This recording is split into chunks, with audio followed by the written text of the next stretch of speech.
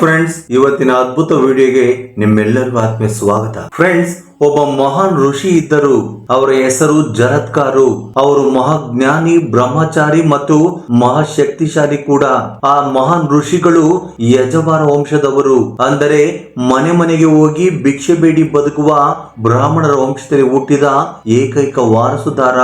ಜರತ್ಕಾರು ಎಂಬ ಹೆಸರಿಗೆ ಎರಡು ಅರ್ಥಗಳಿವೆ. ಜರ ಎಂದರೆ ಉಪಯೋಗ ಅಥವಾ ಖರ್ಚಾಗುವುದು ಮತ್ತು ಕಾರು ಎಂದರೆ ದೊಡ್ಡ ದೇಹ. ಈ ಮುನಿ ತಮ್ಮ ದೇಹವನ್ನು ಕಠಿಣ ತಪಸ್ಸಿನಿಂದ ಕುಗ್ಗಿಸಿಕೊಂಡ ಕಾರಣ ಅವರಿಗೆ ಜರತ್ಕಾರು ಎಂಬ ಹೆಸರು ಬಂತು. ಜರತ್ಕಾರು ಒಬ್ಬ ಶ್ರೇಷ್ಠ ತಪಸ್ವಿ ಮತ್ತು ಕಠಿಣ ತಪಸ್ಸು ಮಾಡುತ್ತಾ ಸಂಸಾರದ ಬಂಧಗಳಿಂದ ಬ್ರಹ್ಮಚಾರಿಯಾಗಿರಲು ಬಯಸಿದ್ದರು. ವಿವಾಹ, ಸಂಸಾರ, ಸಂತಾನ ಇವುಗಳೆಲ್ಲ ಜೀವಿಯನ್ನು ಸುಳಿಯೊಳಗೆ ಎಳೆದುಕೊಳ್ಳುವ ಬಂಧಗಳೇ ಹೊರತು ಮೋಕ್ಷಕ್ಕೆ ಉಪಯೋಗವಾಗುವುದಿಲ್ಲ ಎಂಬುದು ಜರತ್ಕಾರುವಿನ ದೃಢ ನಂಬಿಕೆಯಾಗಿತ್ತು. ಹಾಗಾಗಿ ಅವರು ಬ್ರಹ್ಮಚರ್ಯವನ್ನು ಆರಿಸಿಕೊಂಡರು. ಈ ಜರತ್ಕಾರುಗಳು ತಪಸ್ಸು ಮತ್ತು ವೇದಾಧ್ಯಯನದಲ್ಲಿ ಮಾತ್ರ ತಮ್ಮ ಗಮನವಿಟ್ಟು ಜೀವನ ನಡೆಸುತ್ತಿದ್ದರು. ಹೀಗಿರುವಾಗ ಒಂದು ದಿನ ಅವರು ಅರಣ್ಯದಲ್ಲಿ ಸಂಚರಿಸುತ್ತಿದ್ದಾಗ ಅವರಿಗೆ ಕೆಲವು ಗಂಟಲುಗಳ ಶಬ್ದ ಕೇಳಿಸಿತು.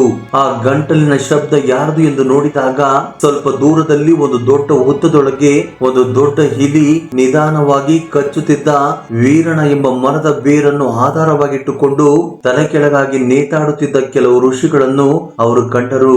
ಆ ಸಮಯದಲ್ಲಿ ಆ ಇಲಿಯು ಮರದ ಬೇರನ್ನು ಒಂದೊಂದಾಗಿ ಕಚ್ಚುತ್ತಿತ್ತು. ಕೊನೆಗೆ ಒಂದೇ ಒಂದು ಬೇರು ಉಳಿದಿತ್ತು. ಇಲಿ ಅದನ್ನು ಕಡಿದು ಬಿಟ್ಟರೆ ನೇತಾಡುತ್ತಿದ್ದ ಮುನಿಗಳು ಆ ಹಳ್ಳಕ್ಕೆ ಬಿದ್ದು ಅದು ಲೋಕಗಳಿಗೆ ಹೋಗಬೇಕಾಗುತ್ತಿತ್ತು. ಆಗ ಜರತ್ಕಾರು ಅವರ ಬಳಿ ಹೋಗಿ ಈ ರೀತಿಯಾಗಿ ಹೇಳಿದರು, ನೀವು ಯಾರು? ನೀವು ನೇತಾಡಿಕೊಂಡಿರುವ ಆ ಬೇರನ್ನು ಒಂದು ಇಲಿ ಕಡಿಯುತ್ತಿದೆ. ಆ ಬೇರು ಸಂಪೂರ್ಣವಾಗಿ ಕಡಿದು ಹೋದರೆ ನೀವು ಪಾತಾಳಕ್ಕೆ ಬಿದ್ದು ಬಿಡುತ್ತೀರಿ. ನಿಮ್ಮನ್ನು ನೋಡಿ ನನಗೆ ಬಹಳ ದುಃಖವಾಗುತ್ತಿದೆ. ನನ್ನೆಲ್ಲ ತಪಸ್ಸನ್ನು ದಾರೆ ಎರೆದಾದರೂ ನಿಮ್ಮನ್ನು ರಕ್ಷಿಸಬೇಕು ಎಂದು ಅನಿಸುತ್ತಿದೆ. ದಯವಿಟ್ಟು ಅನುಮತಿ ನೀಡಿ ಎಂದು ಕೇಳುತ್ತಾರೆ. ಆಗ ಆ ಮುನಿಗಳು, ನೀವು ವೃದ್ಧ ಬ್ರಹ್ಮಚಾರಿ, ನಮ್ಮನ್ನು ರಕ್ಷಿಸಲು ಬಯಸುತ್ತೀರಿ. ಆದರೆ ನಮಗೆ ಬಂದಿರುವ ಈ ಕಷ್ಟ ನಿಮ್ಮ ತಪೋಬಲದಿಂದ ದೂರವಾಗುವುದಿಲ್ಲ. ಆ ತಪೋಬಲ ನಮಗೂ ಇದೆ, ಆದರೆ ನಮ್ಮ ವಂಶ ಪರಂಪರೆ ನಾಶವಾಗುತ್ತಿರುವುದರಿಂದ ನಾವು ಈ ಘೋರ ನರಕದಲ್ಲಿ ಬಿದ್ದಿದ್ದೇವೆ.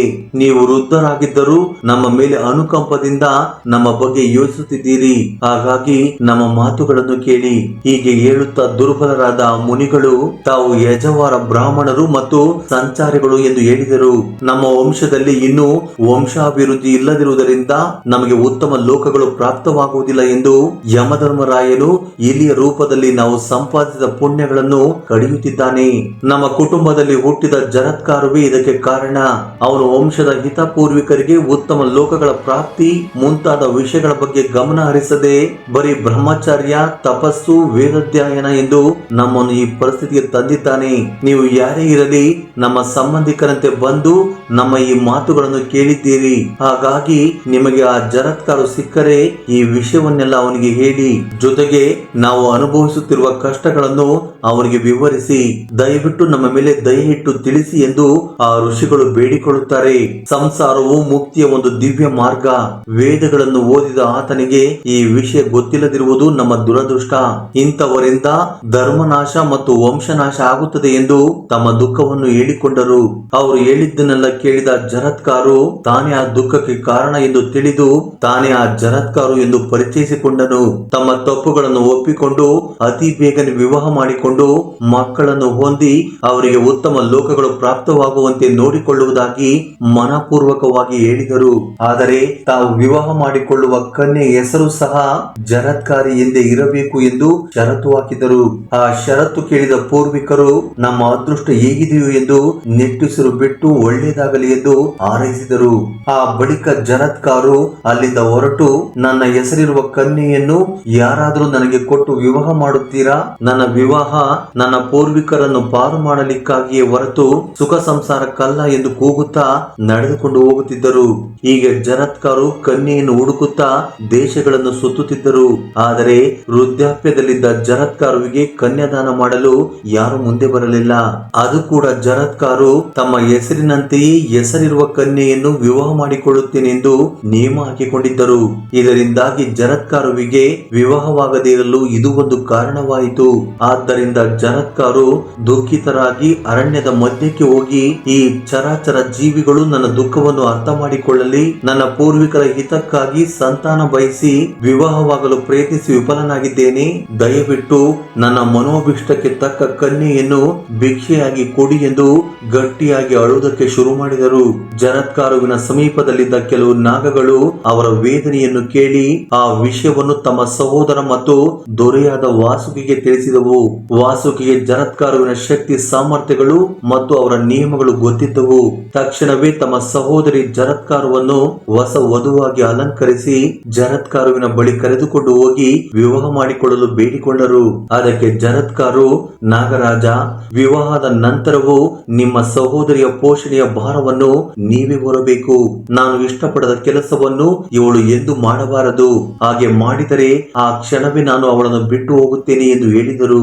ಅವರು ಹಾಕಿದ ಷರತ್ತುಗಳಿಗೆ ವಾಸುಕಿ ಒಪ್ಪಿಕೊಂಡರು. ಆ ರೀತಿಯಾಗಿ ಜರತ್ಕಾರು ಮತ್ತು ಜರತ್ಕಾರುವಿನ ವಿವಾಹ ಅದ್ದೂರಿಯಾಗಿ ನಡೆಯಿತು. ಮಹರ್ಷಿಗಳೆಲ್ಲರೂ ನವ ದಂಪತಿಗಳನ್ನು ಆಶೀರ್ವಾದ ಮಾಡಿದರು. ನಾಗಕನ್ಯೆ ಜರತ್ಕಾರುವಿನ ಪತಿವ್ರತೆಯ ನಿಯಮದೊಂದಿಗೆ ಪತಿಯ ಸೇವೆಯಲ್ಲಿ ತೊಡಗಿ ಅವರ ಇಚ್ಛೆಯಂತೆ ನಡೆದುಕೊಂಡು ಕಾಲ ಕಳೆಯುತ್ತಿದ್ದಳು. ಕಾಲಚಕ್ರದ ನಿಯಮದಂತೆ ಋತು ಸ್ನಾತೆಯಾದ ಹೆಂಡತಿ ಗರ್ಭಿಣಿಯಾಗುವುದು ಸಹಜವೇ. ಜರತ್ಕಾರುವಿನ ಸೇವೆಯಲ್ಲಿ ಜರತ್ಕಾರುವು ಗರ್ಭಿಣಿಯಾದಳು. ತಪಸ್ವಿಯಾದ ಪ್ರಜ್ವಲಿಸುವ ಅಗ್ನಿ ಸಮಾನ ತೇಜಸ್ಸಿನ ಮಗು ಅವಳ ಗರ್ಭದಲ್ಲಿ ದಿನದಿಂದ ದಿನಕ್ಕೆ ಬೆಳೆಯುತ್ತಿತ್ತು. ಒಂದು ದಿನ ಸಾಯಂಕಾಲ ಜರತ್ಕಾರು ತನ್ನ ಗರ್ಭಿಣಿ ಪತ್ನಿಯ ತೊಡೆ ಮೇಲೆ ತಲೆ ಇಟ್ಟು ಮಲಗಿದ್ದನು. ಸೂರ್ಯನು ಅಸ್ತಮಾನದತ್ತ ಸಾಗುತ್ತಿದ್ದನು. ಸಂಧ್ಯಾ ಸಮಯದಲ್ಲಿ ಸೂರ್ಯನಿಗೆ ಆರ್ಘ್ಯವನ್ನು ಅರ್ಪಿಸದೆ ನಿದ್ರಿಸುವುದು ಧರ್ಮವಲ್ಲ ಎಂದು ಜರತ್ಕಾರು ಎದರಿದಳು. ತನ್ನ ಪತಿಗೆ ಧರ್ಮಲೋಪವಾಗಬಹುದೆಂದು ಎದರಿದಳು. ಆದರೆ ಅವರ ವಿವಾಹದ ನಿಯಮಗಳು ಅವಳಿಗೆ ಇನ್ನೂ ನೆನಪಿದ್ದವು. ಪತಿಯ ನಿದ್ರೆಯ ಭಂಗ ಮಾಡಿದರೆ ಅವನು ತನ್ನನ್ನು ಬಿಟ್ಟು ಹೋಗುತ್ತಾನೆ, ನಿದ್ರೆಯಿಂದ ಎಬ್ಬಿಸದಿದ್ದರೆ ಧರ್ಮ ಲೋಪವಾಗುತ್ತದೆ.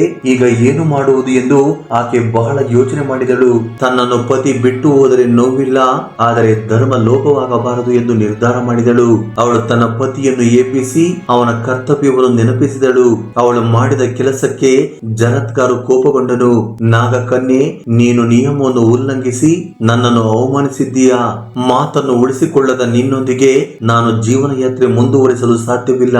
ಈ ಕ್ಷಣವೇ ನಿನ್ನನ್ನು ಪರಿತೀರಿಸುತ್ತೇನೆ ಎಂದನು. ಪತಿಯ ಮಾತಿಗೆ ಜರತ್ಕಾರು ನಡುಗಿ ಹೋದಳು. ಕಣ್ಣೀರಿನಿಂದ ಪತಿಯ ಕಡೆಗೆ ನೋಡುತ್ತಾ, ಸ್ವಾಮಿ, ಇದು ನಾನು ನಿಮ್ಮನ್ನು ಅವಮಾನಿಸಲು ಮಾಡಿದ ಕೆಲಸವಲ್ಲ. ನಿಮ್ಮಿಂದ ಧರ್ಮಲೋಪವಾಗಬಾರದೆಂದು ನಾನು ಈ ಸಾಹಸ ಮಾಡಿದೆ ಎಂದು ಹೇಳಿದಳು. ಆಗ ಜರತ್ಕಾರು ಈ ರೀತಿಯಾಗಿ ಹೇಳಿದನು, ಸಾಧ್ವಿ, ಇದೆಲ್ಲ ದೈವ ಇಚ್ಛೆ. ನಾನು ಧರ್ಮಕ್ಕಾಗಿ ಬ್ರಹ್ಮಚರ್ಯವನ್ನು ಬಿಟ್ಟೇನೆ ಹೊರತು ಶಾರೀರಿಕ ಸುಖಕ್ಕಾಗಿ ಅಲ್ಲ. ನಾನು ಒಂದು ಮಾತನ್ನು ಹೇಳಿದರೆ ಅದನ್ನು ಆಚರಿಸುವುದೇ ನನ್ನ ಲಕ್ಷ್ಯ. ಕಾರಣ ಯಾವುದೇ ಇರಲಿ, ನಾನು ವಿಧಿಸಿದ ಷರತ್ತನ್ನು ನೀನು ಉಲ್ಲಂಘಿಸಿದ್ದೀಯಾ. ಆದ್ದರಿಂದ ನಾವು ಬೇರಾಗುವುದು ಅನಿವಾರ್ಯ ಎಂದನು.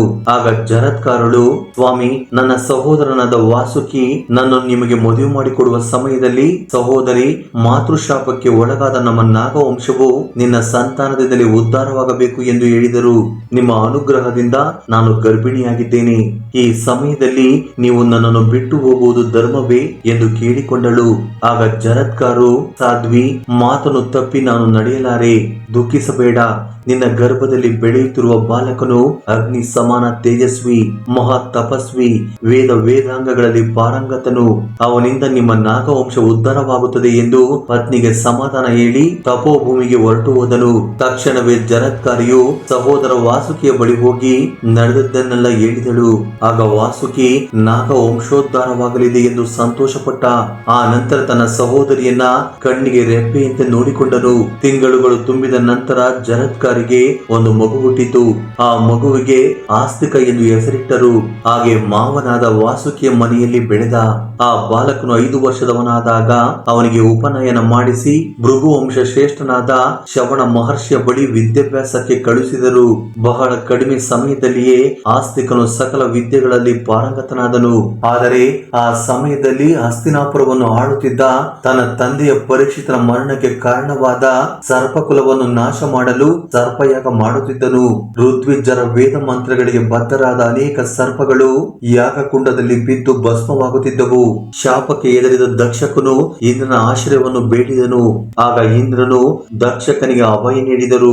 ಸರ್ಪಯಾಗವು ನಡೆಯುತ್ತಿತ್ತು. ಆಗ ವಾಸುಕಿ ಆಸ್ತಿಕನನ್ನು ಕರೆದು, ಮಗು, ಜನ್ಮಜೆಯನ್ನು ಮಾಡುತ್ತಿರುವ ಸರ್ಪಯಾಗದಿಂದ ನಮ್ಮ ಸರ್ಪ ಜಾತಿ ಸಂಪೂರ್ಣವಾಗಿ ನಾಶವಾಗದಂತೆ ನೀನು ಹೇಗಾದರೂ ಮಾಡಿ ಆ ಯಾಗವನ್ನು ನಿಲ್ಲಿಸಬೇಕು ಎಂದು ಕೇಳಿಕೊಂಡನು. ಆಸ್ತಿಕನು ಸ್ಥಿರ ಸಂಕಲ್ಪದಿಂದ ಜನ್ಮಜೆಯನ್ನು ಮಾಡುತ್ತಿರುವ ಯಾಗಭೂಮಿಗೆ ಬಂದು ತನ್ನ ಪಾಂಡಿತ್ಯದಿಂದ ಎಲ್ಲರನ್ನು ಆಕರ್ಷಿಸಿದನು. ಅಪರ ವಾಮನಂತೆ ಬಂದ ಆಸ್ತಿಕನ ಪಾಂಡಿತ್ಯಕ್ಕೆ ಸಂತೋಷಗೊಂಡ ಜನಮಜೆಯನು, ನಿನಗೆ ಏನು ಹೊರಬೇಕು ಕೇಳು ಎಂದನು. ಆಗ ಆಸ್ತಿಕನು, ಮಹಾರಾಜ, ಪಿತೃಭಕ್ತಿಯಿಂದ ಇಲ್ಲಿಯವರೆಗೂ ನೀವು ಮಾಡಿದ ಸರ್ಪಯಾಗ ಸಾಕು. ಈಗ ಈ ಸರ್ಪಯಾಗವನ್ನು ಇಲ್ಲಿಗೆ ನಿಲ್ಲಿಸಬೇಕು. ಇದೇ ನನ್ನ ಕೋರಿಕೆ ಎಂದನು. ಸತ್ಯಸಂಧನಾದ ಜನಮಜೆಯನು ಸರ್ಪಯಾಗವನ್ನು ಅರ್ಧದಲ್ಲಿಯೇ ನಿಲ್ಲಿಸಿದನು. ಹೀಗೆ ಆಸ್ತಿಕನ ಕಾರಣದಿಂದ ಸರ್ಪವಂಶವು ನಿರ್ವಂಶವಾಗದೆ ಉಳಿಯಿತು. ತಮ್ಮ ಜಾತಿಗೆ ರಕ್ಷಣೆ ನೀಡಿದ ಆಸ್ತಿಕನಿಗೆ ಸಂಪೂರ್ಣ ಸರ್ಪ ಜಾತಿಯು ದಾಸೋಹವಾಯಿತು. ಆಸ್ತಿಕನು ಸರ್ಪ ಜಾತಿಗೆ ಆರಾಧ್ಯ ದೈವನಾದನು. ಜರತ್ಕಾರಿಯು ಮಾನಸ ಎಂಬ ಹೆಸರಿನಿಂದ ಸರ್ಪಗಳಿಗೆ ಆರಾಧ್ಯ ದೇವತೆಯಾಗಿ ಪ್ರಸಿದ್ಧಳಾದಳು. ಫ್ರೆಂಡ್ಸ್, ಈ ಅದ್ಭುತವಾದ ವಿಡಿಯೋ ಬಗ್ಗೆ ನಿಮ್ಮ ಅನಿಸಿಕೆ ಅಭಿಪ್ರಾಯಗಳನ್ನ ಕಮೆಂಟ್ ಬಾಕ್ಸ್ ಅಲ್ಲಿ ಕಮೆಂಟ್ ಮಾಡಿ. ಹಾಗೆ ಈ ವಿಡಿಯೋ ನಿಮ್ಗೆ ಇಷ್ಟವಾಗಿದ್ದರೆ ದಯವಿಟ್ಟು ಲೈಕ್ ನೀಡುವುದನ್ನು ಮರೆಯಬೇಡಿ. ಜೈ ಶ್ರೀಕೃಷ್ಣ ವಾಸುದೇವ. ಧನ್ಯವಾದಗಳು.